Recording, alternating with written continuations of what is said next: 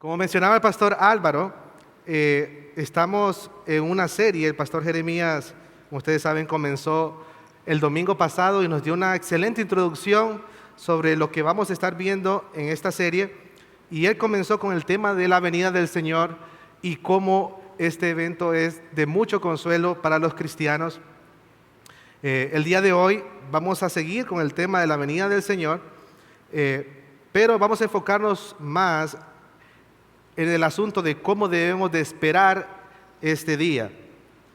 Así que para eso hemos escogido el Mateo capítulo 24 y voy a pedirles, si es tan amable, que me acompañen a Mateo capítulo 24.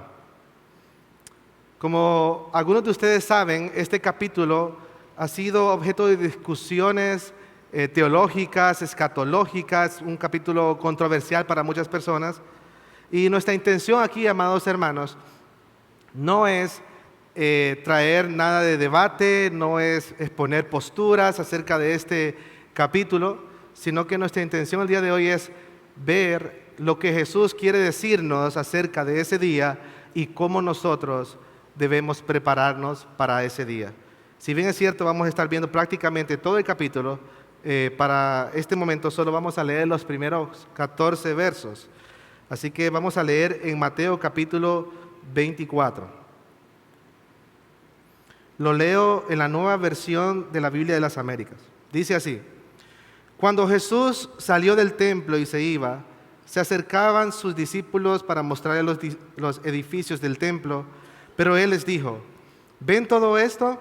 En verdad les digo que no quedará aquí piedra sobre piedra que no sea derribada. Estando Jesús sentado en el monte de los Olivos, se le acercaron los discípulos en privado y le preguntaron: Dinos, ¿cuándo sucederá esto y cuál será la señal de tu venida y de la consumación de este siglo?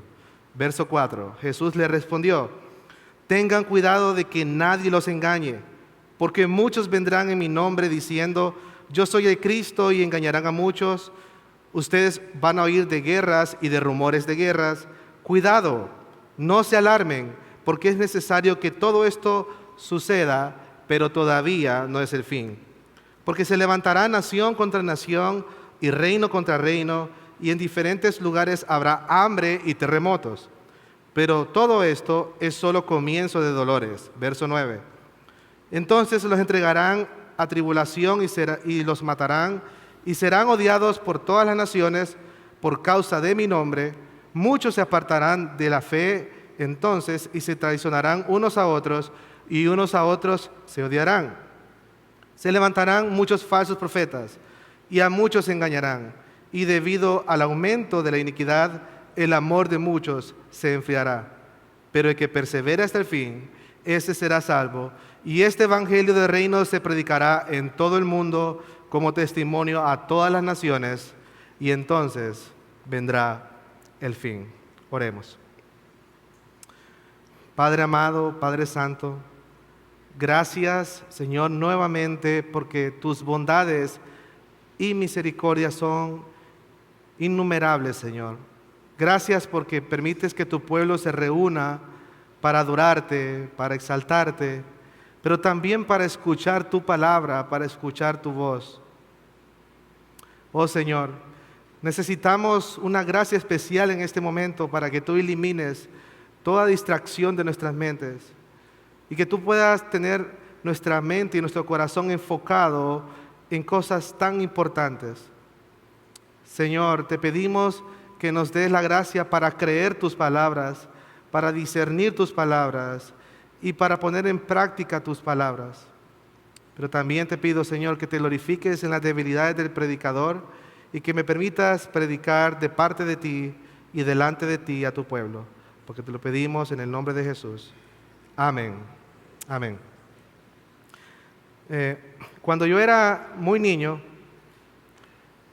entre la edad de 6 a 8 años, recuerdo que los sábados a veces solían ser días un poco terroríficos para mí. Mi mamá, como muchas madres, el sábado era el día de limpieza, ¿verdad? Entonces, ese día Desde muy temprano ella se ponía a tirar agua por todos lados. Y muchas veces ella me despertaba con un sonido, porque obviamente las madres limpian con música, ¿verdad? Pero en ese tiempo había unos temas que estaban de moda y mi mamá se despertaba con un sonido así, ¿verdad? O me despertaba a mí con un sonido así. Así que le voy a poner un poquito y yo sé que algunos de ustedes van a identificar esta canción. Dice así.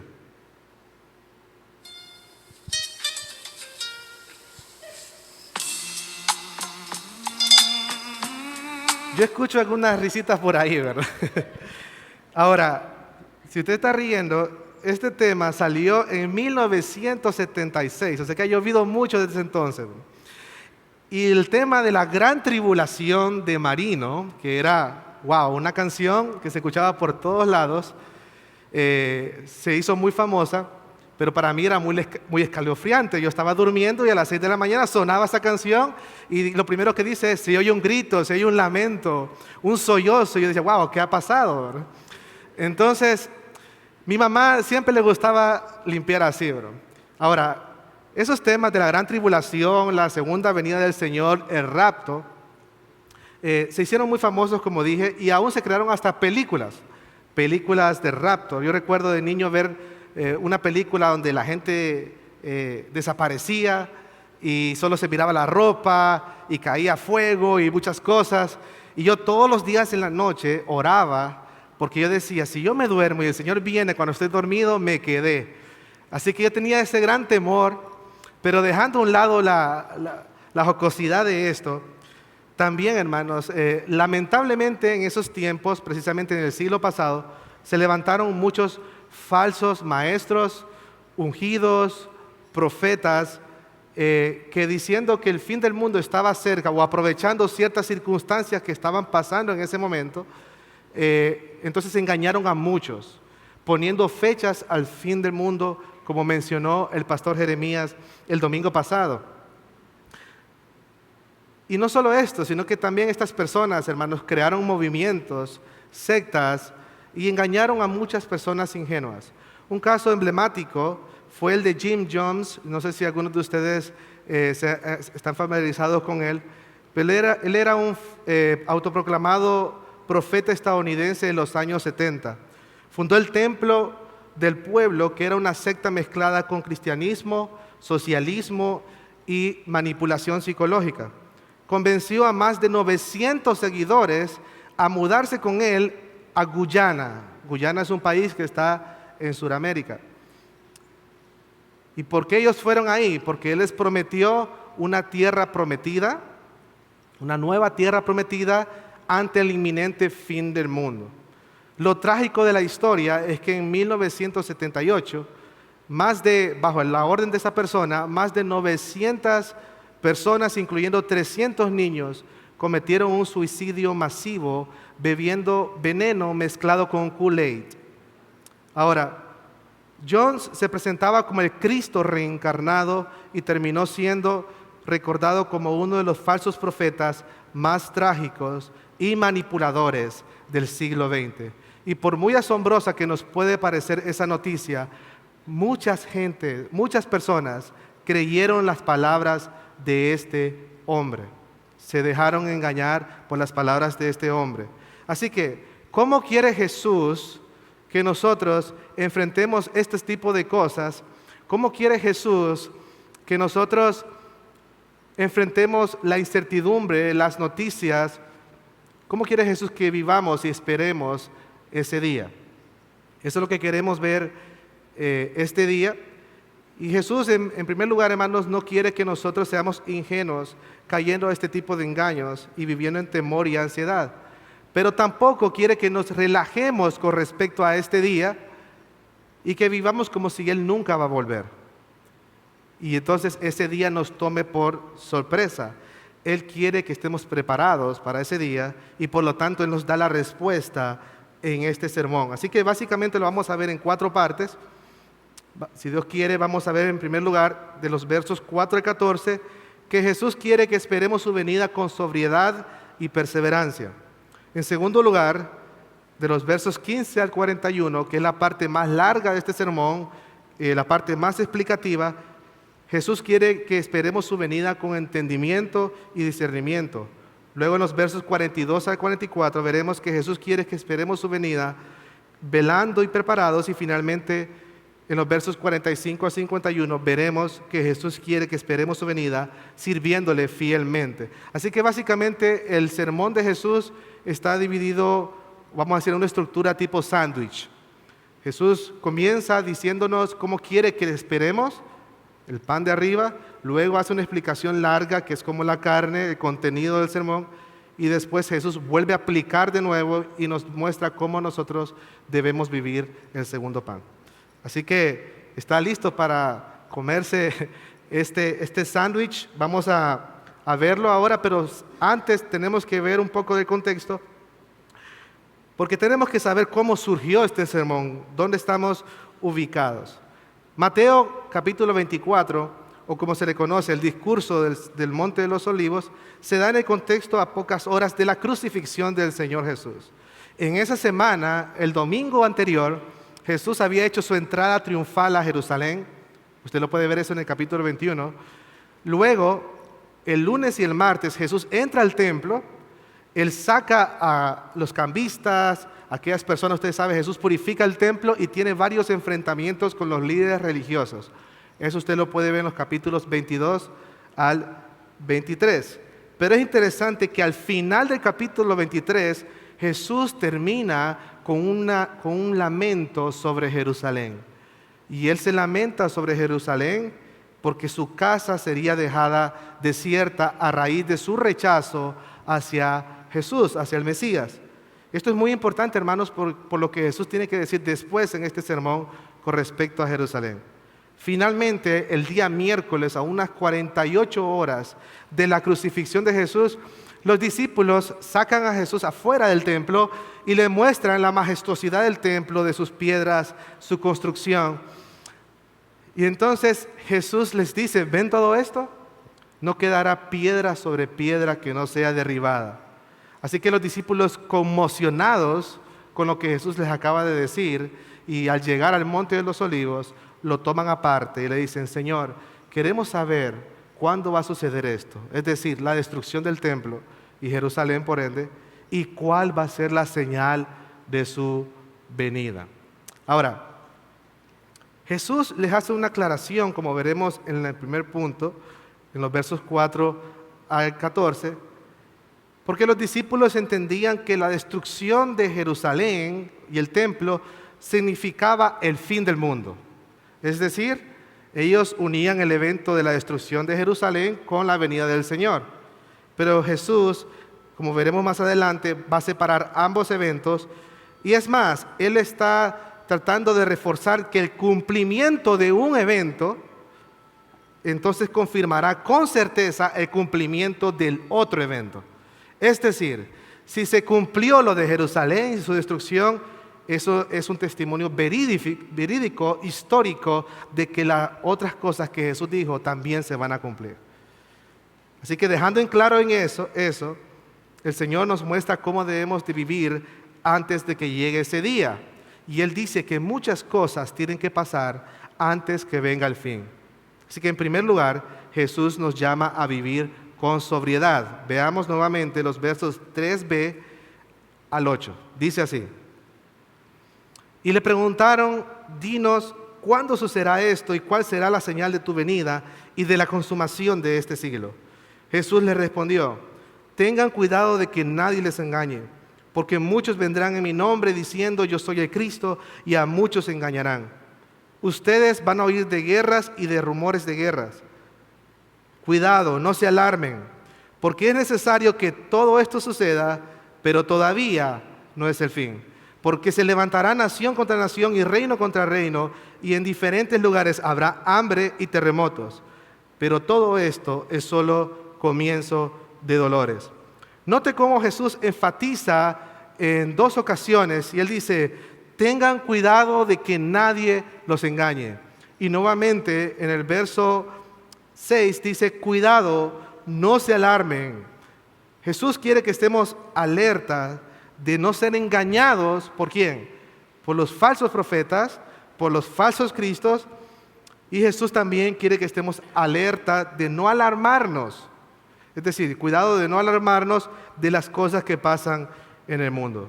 Ahora, desde el inicio, hermanos, siempre ha existido falsos maestros y falsos profetas que usando de guerras, de rumores de guerras, de hambre, de crisis, buscan atraer adeptos que los sigan a ellos.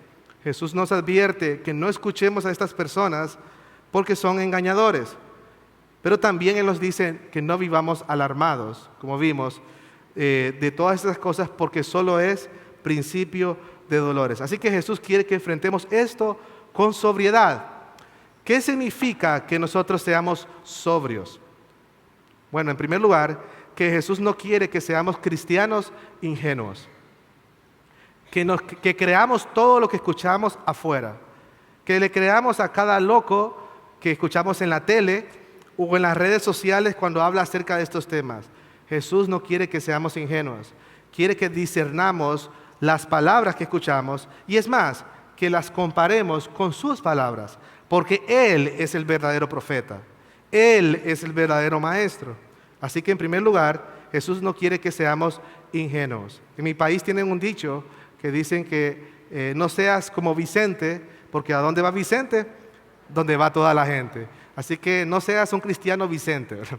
Pero en segundo lugar, Jesús no quiere que seamos alarmistas, dominados por el miedo o enfocados más en las noticias y en la política que en Cristo. Hay personas que viven con un temor que a veces no quieren ni salir de sus propias casas y eso nos recuerda un poquito al COVID, ¿verdad? Con una alarma, ¿verdad? De qué está pasando y solo de este tema se habla. Jesús no quiere que hagamos eso como el centro de nuestras conversaciones, ni que el temor y la ansiedad dominen nuestras vidas, porque Jesús dice que es necesario que estas cosas pasen, pero todavía no es el fin. Ahora, todas estas cosas, amados hermanos, afectan a todo el mundo, ¿no? Las guerras, rumores de guerras, hambres, terremotos. Pero ¿y qué cuando son los cristianos los que están experimentando el sufrimiento? ¿Cómo debemos los cristianos responder ante el sufrimiento, ante la persecución? Jesús nos da la respuesta. Él nos llama a perseverar en tiempos difíciles. Versos 9 al 13, y vamos a estar leyendo mucho versos de este capítulo, así que para que estemos preparados. Dice así: entonces los entregarán a tribulación y los matarán y serán odiados de todas las naciones por causa de mi nombre. Muchos se apartarán de la fe entonces y se traicionarán unos a otros y unos a otros se odiarán. Se levantarán muchos falsos profetas de nuevo y a muchos engañarán, y debido al aumento de la iniquidad el amor de muchos se enfriará, pero el que persevera hasta el fin será salvo. Jesús, amados hermanos, está describiendo tiempos muy oscuros donde los cristianos serían perseguidos, maltratados, odiados y hasta asesinados por su fe. Es más, los discípulos que estaban escuchando estas palabras sufrirían el martirio en pocos años. Así que Jesús está advirtiéndoles de cómo deben de vivir. Y es más, en el año 64 después de Cristo, bajo el emperador Nerón, comenzó una feroz persecución. Nerón estaba tan loco que él mismo incendió Roma y le echó la culpa a los cristianos. Y desde entonces los encarcelaban, les quitaban sus bienes, eran el espectáculo del Coliseo romano. Es más, se dice en la historia que Nerón por las noches tomaba a algunos cristianos y los ponía en sus jardines, en postes, y los encendía en fuego para alumbrar sus jardines. Así que ante tanta crueldad, era obvio, como dijo Jesús, que muchos abandonarían la fe y que muchos se traicionarían. Entonces, quienes vivieran estos tiempos o quienes han vivido tiempos así, claramente podían pensar, sin culparles, que el fin había llegado. Porque tanta persecución, tanta adversidad al pueblo cristiano, seguro el fin ya llegó o Cristo va a venir de una vez. Pero Jesús dice, no todavía. Porque hermanos, ¿cuándo no han habido guerras, rumores de guerras, hambre, terremoto y persecución para los cristianos. Toda la vida siempre ha sido así y las palabras de Jesús se cumplen. Ahora, aunque no vemos persecución en nuestro alrededor, porque por la gracia de Dios vivimos en un país donde no hay persecución para los cristianos, todavía hay lugares donde los cristianos son perseguidos y asesinados por su fe.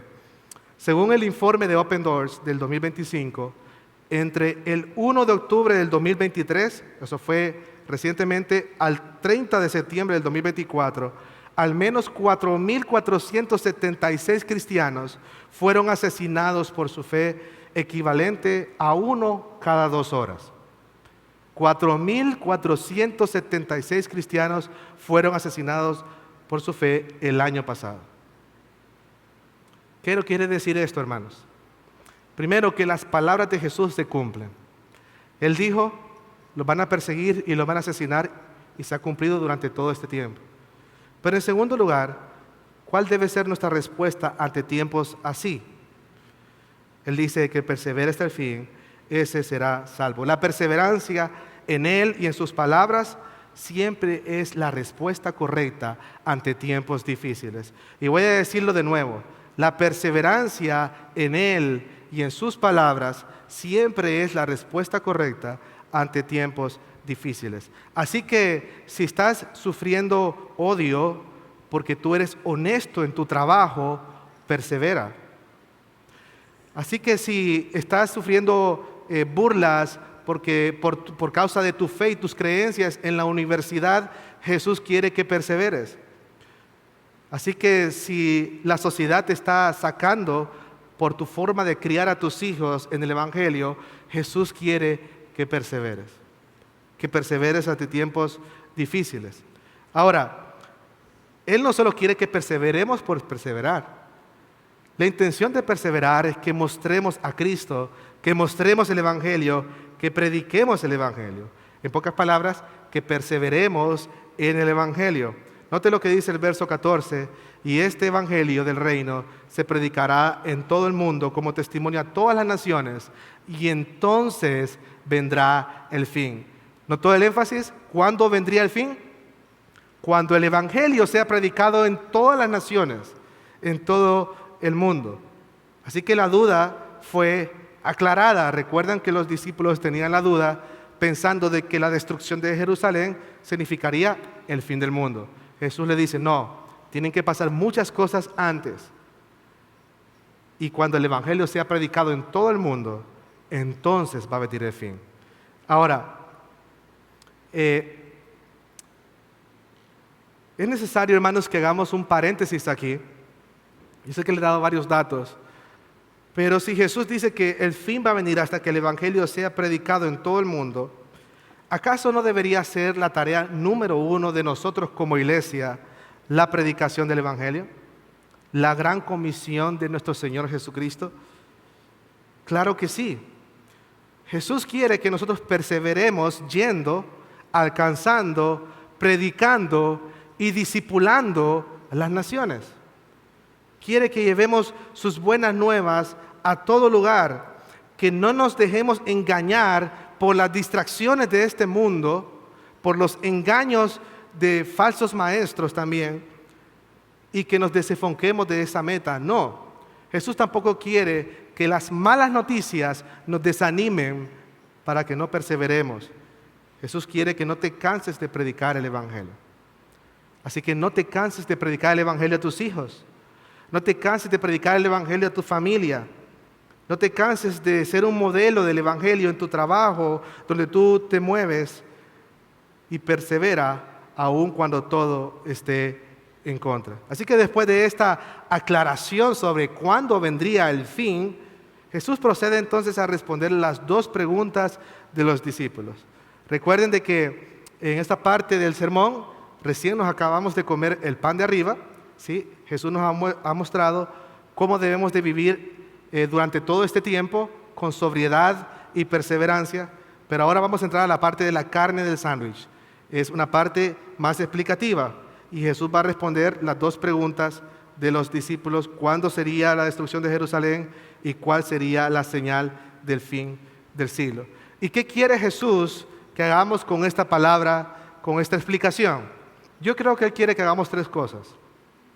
Número 1, que creamos a sus palabras. Número 2, que discernamos sus palabras. Y número 3, que nos preparemos por causa de sus palabras. Y lo vamos a ver muy claro en 2 eventos aquí. Así que comencemos con la destrucción de Jerusalén en el verso 15. ¿Cuándo sería? Jesús dice, cuando ustedes vean la abominación de la desolación de que se habló por medio del profeta Daniel, colocada en el lugar santo, es decir, el templo, el que lea, entienda. Jesús, amados hermanos, llama la destrucción de Jerusalén la abominación de la desolación, o como usted lee en la Reina Valera, la abominación desoladora. Ahora, ¿qué es eso? Porque suena como una película de terror, ¿verdad? La abominación desoladora. Pero en verdad fue así. Fue algo de terror. Así que esta frase, abominación desoladora, es una expresión tomada del libro de Daniel, y para nosotros puede sonar extraña porque nosotros no somos judíos. Recuerden que Mateo le escribió a una audiencia judía, primariamente cristianos judíos. Entonces ellos estaban familiarizados con este tipo de profecías. Pero para nuestro rescate, Lucas escribió para una audiencia que no eran judíos, sino como nosotros. Entonces Lucas nos explica directamente qué significa la abominación desoladora en el mismo sermón que dio Jesús. Así que en Lucas capítulo 21, verso 20 dice así: pero cuando ustedes vean a Jerusalén rodeada de ejércitos, sepan entonces que su desolación está cerca. ¿Pueden verla cómo se parece a lo que Jesús está diciendo? O sea, ¿qué es la abominación desoladora? Es la destrucción de Jerusalén. Cuando vean a Jerusalén rodeada de ejércitos. Ambos evangelistas se referían al cumplimiento de esta profecía en el año 70, cuando el ejército romano rodeó a Jerusalén bajo el gobernador o el príncipe Tito y la destruyeron. Así que ante la inminencia de este evento, Jesús, ¿qué quiere Jesús? ¿Cómo quiere Jesús que actúe su pueblo? En este caso, cristianos judíos. ¿Cómo quiere Jesús que escapen de estos eventos y de esta ira? En primer lugar, Jesús los llama a huir. Noten lo que dice en los versos 16 en adelante. Entonces los que estén en Judea huyan a los montes, y el que esté en la azotea no baje a sacar las cosas de su casa, y el que esté en el campo no vuelva atrás a tomar su capa. ¿Cuándo debían ellos huir? Cuando vean a Jerusalén rodeada de ejércitos. Jesús les dice, huyan por sus vidas, no se detengan por nada ni por nadie. Y Jesús se lamenta por las mujeres que estarían encinta o que tendrían hijos pequeños en ese tiempo, porque para estas personas sería difícil huir. Pero Jesús no solo les manda a huir, Jesús les manda a orar antes de que esto pase. El verso 20, oren para que la huida de ustedes no sea en invierno ni en día de reposo. Así que debían orar, porque si la huida era en invierno, ¿qué pasaría cuando la gente vaya huyendo en invierno? Moriría por causa del clima, ¿verdad? Así que tenían que orar para que Dios permitiera que en su soberanía no hubiera invierno en esos tiempos. Pero también tenían que orar para que no fuera en día de reposo. ¿Y qué tiene que ver eso? En el día de reposo la costumbre era que las puertas de la ciudad se cerraban. Así que si Jerusalén estaba rodeada de ejércitos, sitiada, lo cual fue así, y las puertas estaban cerradas, no había por dónde escapar.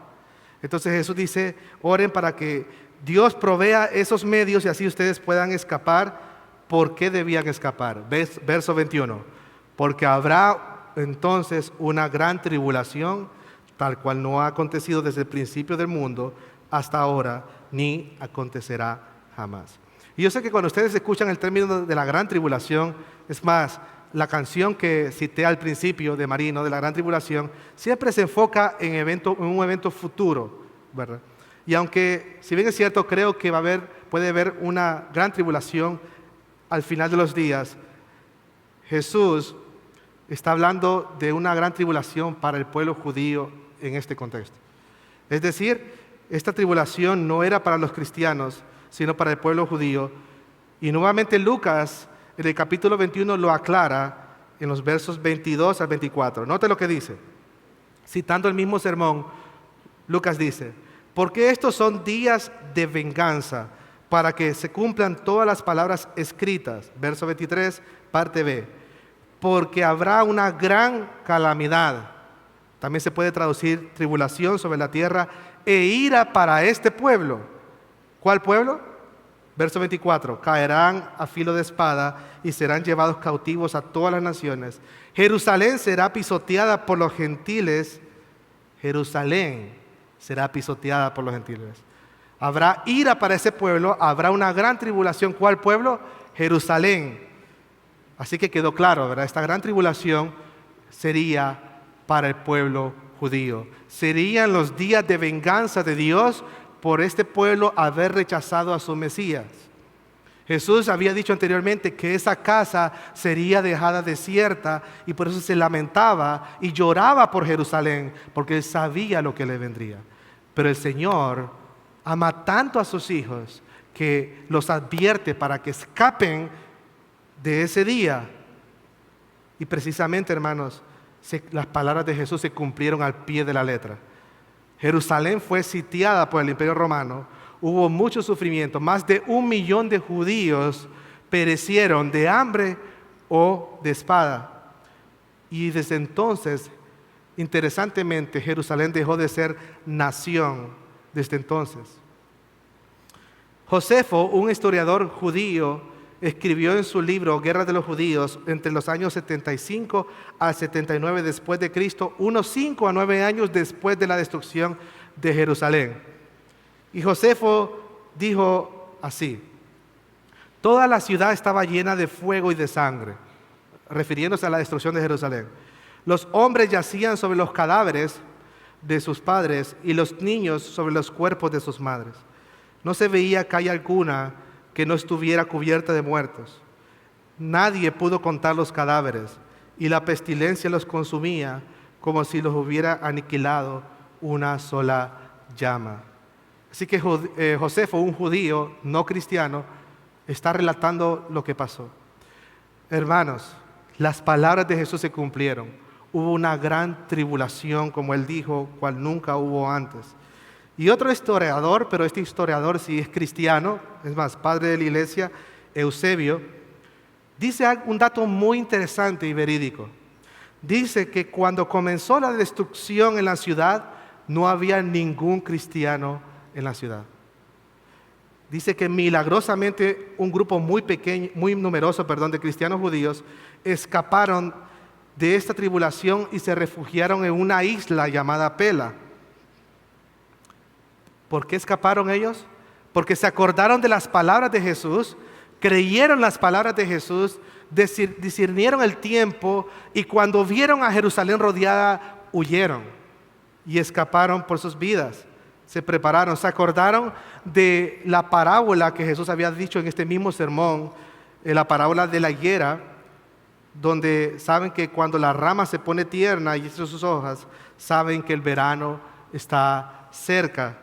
Ellos sabían que ya estaba cerca y por eso pudieron escapar. Es más, Jesús dice, o les había dicho más precisamente, no pasará esta generación hasta que todo esto suceda.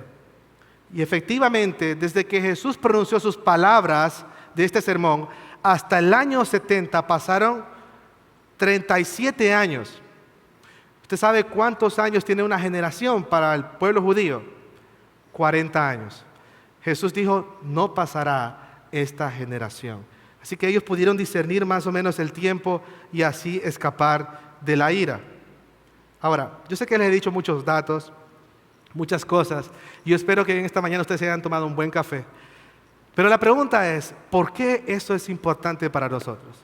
¿Por qué el saber de un hecho histórico que pasó en el año 70 sobre Jerusalén es importante para los cristianos de hoy? Porque en primer lugar, Jesús está urgiéndonos a creer sus palabras. Pues si se cumplió lo que Él anunció sobre Jerusalén, también se cumpliría su promesa de regresar. ¿Escuchó eso? Si se cumplió al pie de la letra la profecía sobre Jerusalén, también entonces se va a cumplir lo que él dijo que va a regresar. Es más, si usted quiere verificar y usted todavía duda un poco de las palabras de Jesús, usted puede viajar a Israel, un viaje muy barato, y ir al Muro de los Lamentos. Es lo único que quedó de esa ciudad. Un muro de la ciudad, y por eso se llama el Muro de los Lamentos, porque ellos van y recuerdan esa destrucción. Si usted duda de las palabras de Jesús, usted puede verificarlo. Su palabra se va a cumplir también con respecto a su venida. Así que creamos que el Señor en verdad va a regresar. Pero en segundo lugar, Jesús quiere que nos preparemos por causa de sus palabras, porque si aquellos que debían estar listos ante un evento anunciado con muchas pruebas, casi hasta con años cuándo iba a pasar, ¿cuánto más nosotros con un regreso repentino, del cual no sabemos ni el día ni la hora, como dice Jesús? Porque Él dice que va a ser como un relámpago que sale del oriente y resplandece hasta el occidente. Así será la señal de la venida del Señor.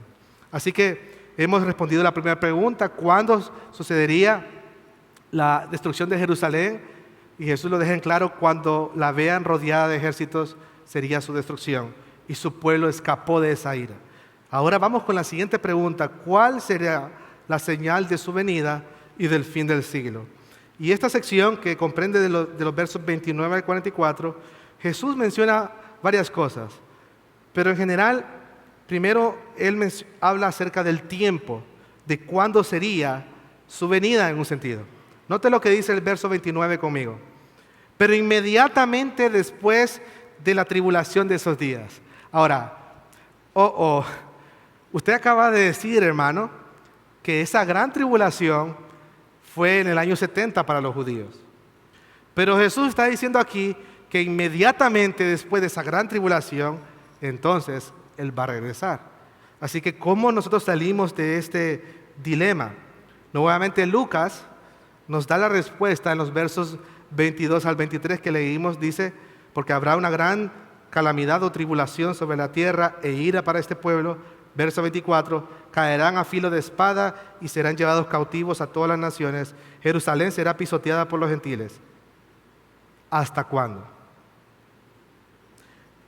Hasta que los tiempos de los gentiles se cumplan. Así que ahí está la respuesta. La gran tribulación, hermanos, comenzó para el pueblo judío en el año 70, pero aún no ha terminado. Porque Jesús dijo que sería hasta que se cumplieran el tiempo de los gentiles. Es decir, hasta que el último gentil sea salvo, el último gentil escogido por Dios. Es decir, nuevamente, y diciéndolo de una manera muy simple, ¿cuándo va a venir el Señor? Cuando el último de los escogidos del Señor se arrepienta, Cristo va a venir. ¿Se acuerdan lo que dijo en el verso 14? Cuando se predique este evangelio en todo el mundo, entonces vendría el fin. Cuando el último de los escogidos de Dios se arrepienta, entonces Cristo va a venir. Ahora, ¿sabemos nosotros cuándo se va a cumplir se va a convertir el último escogido de Dios, perdón? No, así que es una venida todavía inminente y repentina, y tenemos que estar preparados. Ahora, la venida del Señor, hermanos, no va a ser secreta, ¿verdad? Y eso por lo que Jesús dijo anteriormente, de que algunos falsos profetas y falsos cristos dirían: vengan, que Cristo está en el desierto, ¿verdad? O que está en lugares interiores. No, la venida de Cristo no va a ser sigilosa y va a aparecer por allá en Guyana o en un lugar así de África, no, ¿verdad? La venida del Señor va a ser pública y portentosa, ¿sí? Todo el mundo va a saber cuándo venga el Señor. Y eso lo deja bien claro de cómo sería ese día. Así que vamos a pasar ahora de cómo va a ser ese día cuando Él venga. Y básicamente Él menciona tres cosas. En primer lugar, será un día terrible. Será el día del juicio. Verso 29 nuevamente dice: el sol se oscurecerá, la luna no dará su luz, las estrellas caerán del cielo y las potencias de los cielos serán sacudidas. Jesús habla de señales cósmicas. Ahora, ¿es esto literal? Bueno, hay mucha ciencia ficción en cuanto a esto, pero en el Antiguo Testamento hay muchos ejemplos donde se usa el mismo lenguaje apocalíptico para hablar del juicio y la calamidad de Dios, pero no necesariamente es que era algo literal, ¿verdad? Un ejemplo de ello, usted puede verificarlo después, cuando se profetizó sobre la destrucción de Babilonia, lo cual fue en Isaías capítulo 13, él utiliza el mismo lenguaje. El sol se va a oscurecer, la luna no va a dar su resplandor, las estrellas van a caer. Pregunto, ¿se cayeron las estrellas? No, es un lenguaje apocalíptico para decir que el juicio viene y que serán días oscuros y duros para ese pueblo o para la humanidad en este caso. Así que no es que literalmente va a ser así probablemente, pero lo más cierto es que todo el mundo va a saber ese día que el juicio ha llegado. Note cómo lo describe Apocalipsis capítulo 6, verso 12 al 17. Él lo describe de una manera muy similar, Juan, y gráfica. Dice el verso 12. Vi cuando el Cordero abrió el sexto sello y hubo un gran terremoto, y el sol se puso negro como silicio, y la luna se volvió como sangre, y las estrellas del cielo cayeron a la tierra, y todo monte e isla fueron removidos de su lugar. Note que se parece al lenguaje de Mateo, ¿verdad? Muy parecido. Verso 15, ¿cómo va a actuar la gente ante esto? Los reyes de la tierra y los grandes, los comandantes, los ricos, los poderosos y todo siervo y todo libre se escondieron en las cuevas y en las peñas de los montes y decían a los montes y a las peñas: caigan sobre nosotros y escóndanos de la presencia de aquel que está sentado en el trono y de la ira del Cordero, porque ha llegado el gran día de la ira de ellos. ¿Y quién podrá sostenerse? Note que hoy los gobernantes, los políticos, son personas muy orgullosas y caminan así como si nada les va a pasar. Pero ese día, cuando ellos vean que el juicio ha llegado, van a esconderse, dice Jesús. Y van a buscar dónde esconderse, porque el día de la ira ha llegado. El problema de esto, hermanos, es que no va a haber escapatoria para nadie. Y si tú estás aquí, amado amigo, y todavía no has recibido al Señor Jesús en tu vida, y quizás digas en tu corazón: bueno, no creo que ese día llegue ahora. Todavía tengo tiempo para disfrutar la vida como yo quiero. Eso es justamente lo que van a decir las personas cuando llegue ese día.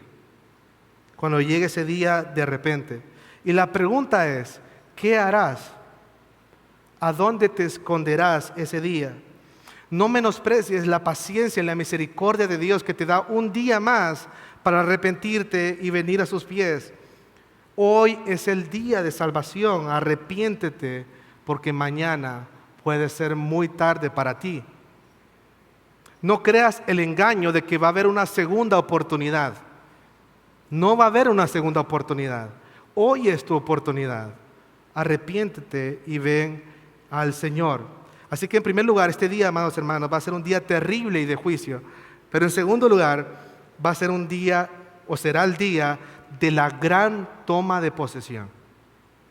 Y esto es muy emocionante. Verso 30 dice: entonces aparecerá en el cielo la señal del Hijo del Hombre, y todas las tribus de la tierra harán duelo y verán al Hijo del Hombre que viene sobre las nubes del cielo con poder y gran gloria.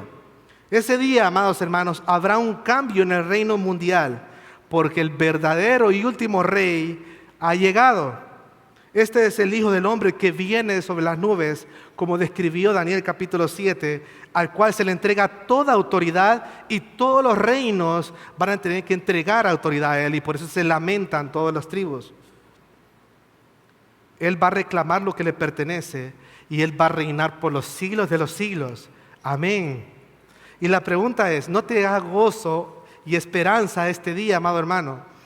Este día toda injusticia se acabará. Toda maldad y tiranía que tú ves en este mundo va a ser suprimida. Pero no solo eso, hay algo más que pasará este día, algo que nosotros los cristianos hemos esperado por mucho tiempo. Así que en primer lugar hemos visto que este va a ser un día terrible de juicio para aquellos que rechazaron a Jesús. En segundo lugar va a ser el gran día de la posesión, donde Cristo va a tomar todos los reinos y todo el gobierno. Pero en tercer lugar será el día de la gran reunión. Verso 31. Y Él enviará a sus ángeles con una gran trompeta y reunirán a sus escogidos de los cuatro vientos, desde un extremo de los cielos hasta el otro.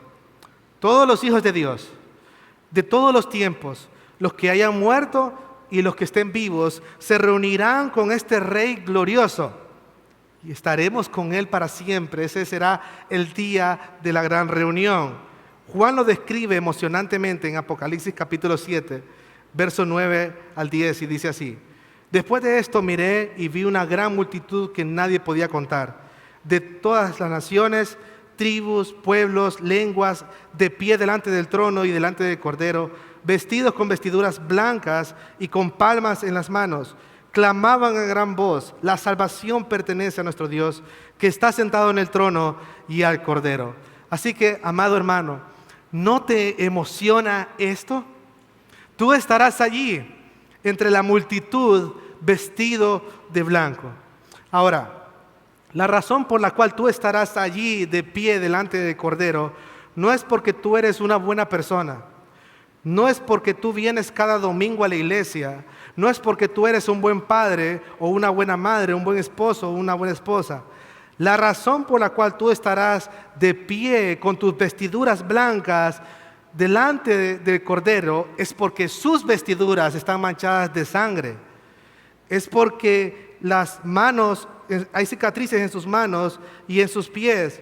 Es porque Él vivió una vida perfecta por ti, murió en la cruz por ti, pagó por todos tus pecados, resucitó al tercer día para que tú puedas estar de pie delante de Él.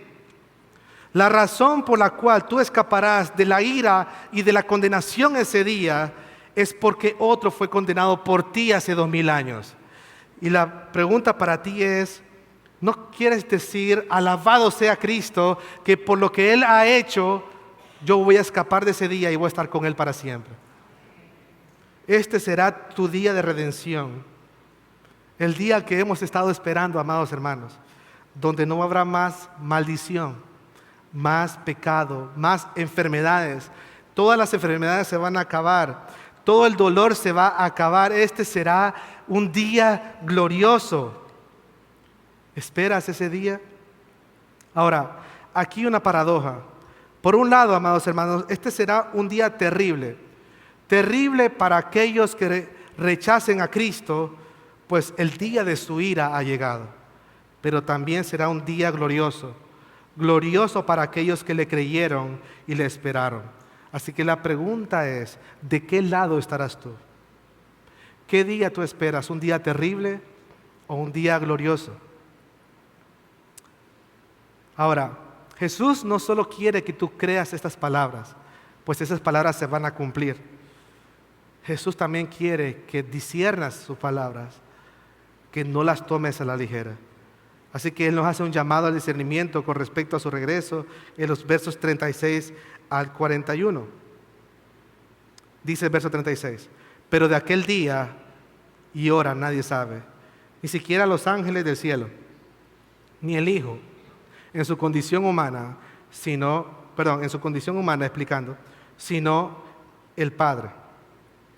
Así que de aquel día y hora nadie sabe.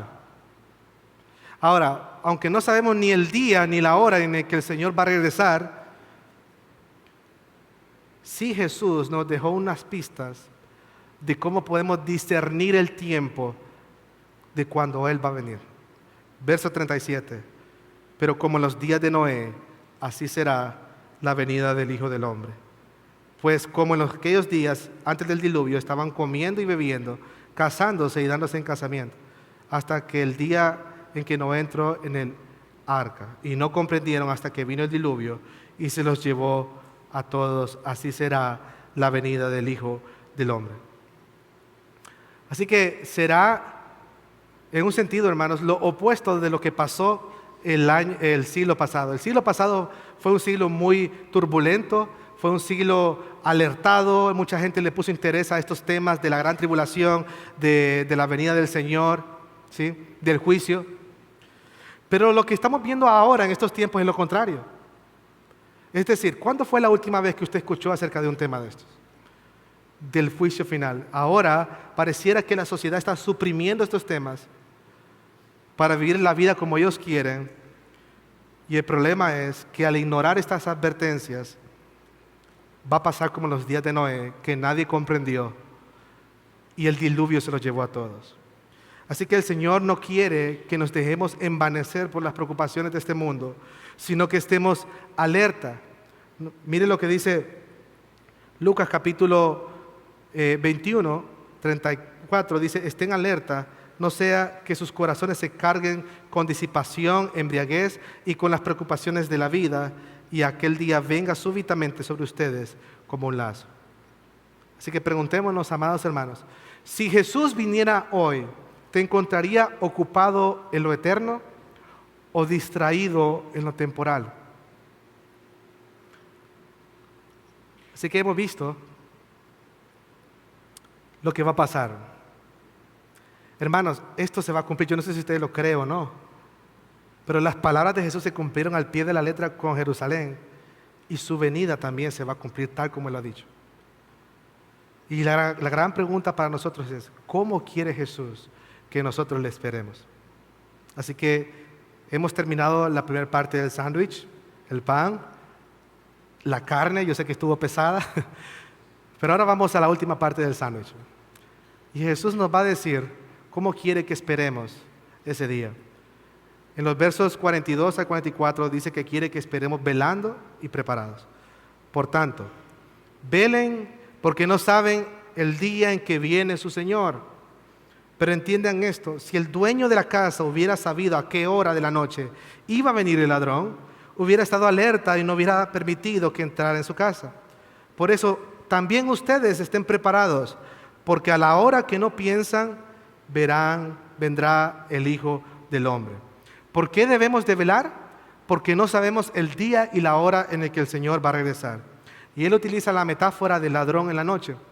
Ahora, el punto es que si una persona hubiera sabido que el ladrón va a venir, como dijo el pastor Jeremías en la prédica pasada, se hubiera preparado. Si alguien le dice: fulano te va a robar hoy a las 3 de la mañana, ¿qué hubiera hecho usted? Se prepara con todo, ¿verdad?, para recibirlo. Jesús está diciendo: pero ¿y qué si el ladrón le hubiera dicho: voy a llegar hoy? O sea, el punto es, las personas que les toma por sorpresa es porque no sabían. Pero nosotros ya sabemos que Jesús va a venir. Y Él no quiere que esto nos tome por sorpresa. Él quiere que estemos velando ese día, como más adelante lo expandió con la parábola de las vírgenes. Pero la pregunta es, hermanos, ¿qué es velar? ¿Qué quiere decir Jesús cuando dice que velemos?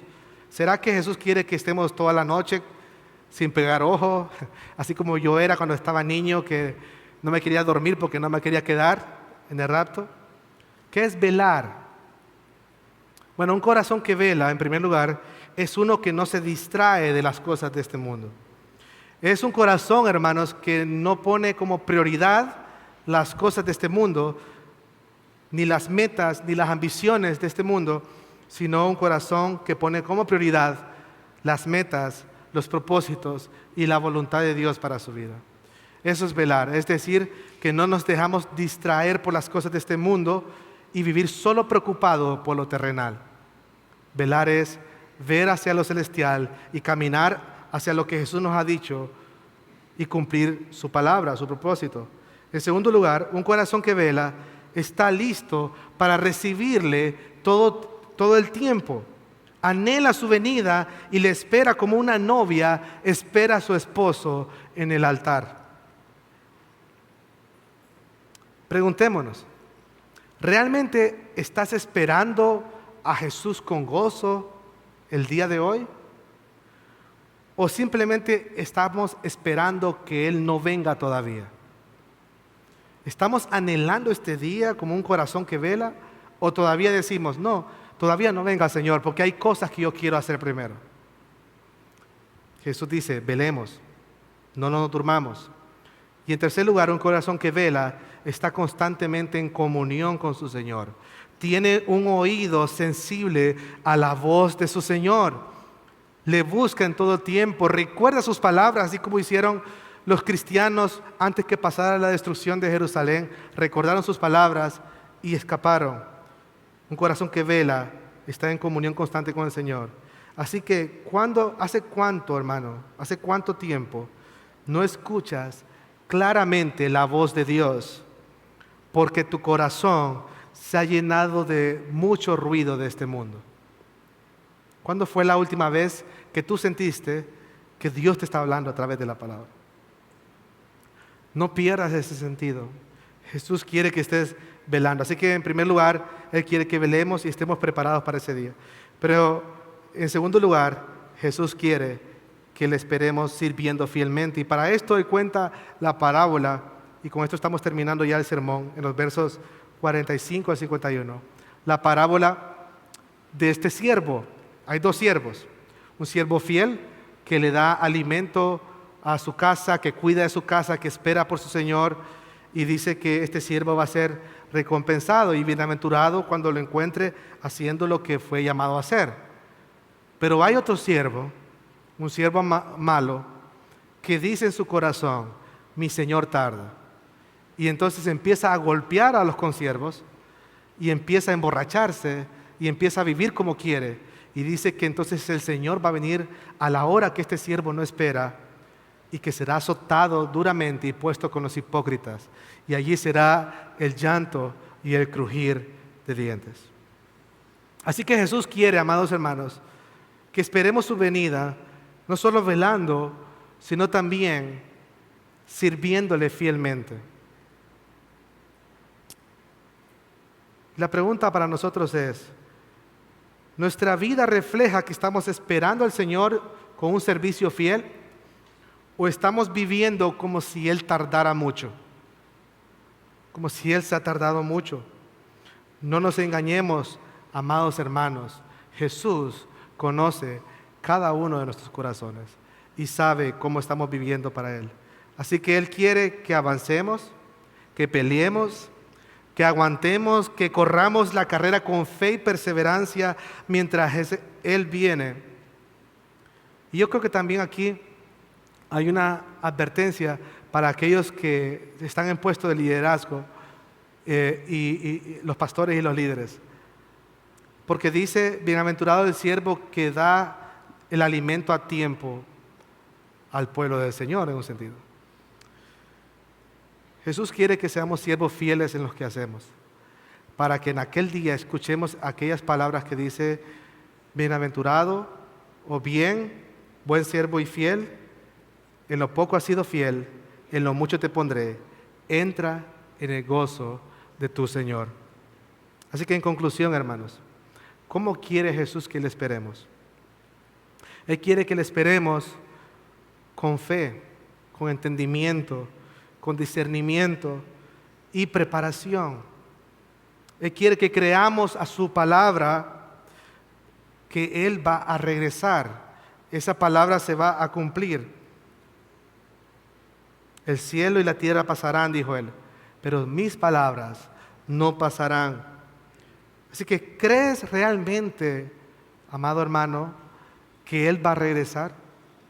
¿Crees esta palabra? Si lo crees, Jesús dice que quiere que disciernes el tiempo o sus palabras, que no te distraigas con las cosas de este mundo, que te enfoques en la tarea que Él nos ha dado, que es de perseverar en el Evangelio y de llevar el Evangelio a todas las naciones. Y la pregunta para nosotros es, ¿se parece mucho este tiempo al tiempo que Jesús describió como los días de Noé? Puede ser. Y Jesús quiere que discernamos eso y que no nos desenfoquemos, pero finalmente Jesús quiere que te prepares para este día. Que te prepares velando por su venida, sirviendo fielmente, sirviendo como si Él viniera hoy. Como si Él viniera hoy.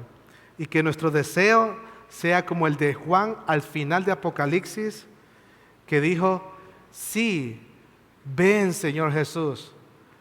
Si nos preguntaran, ¿quieres que el Señor venga hoy? Sí, ven hoy, Señor Jesús.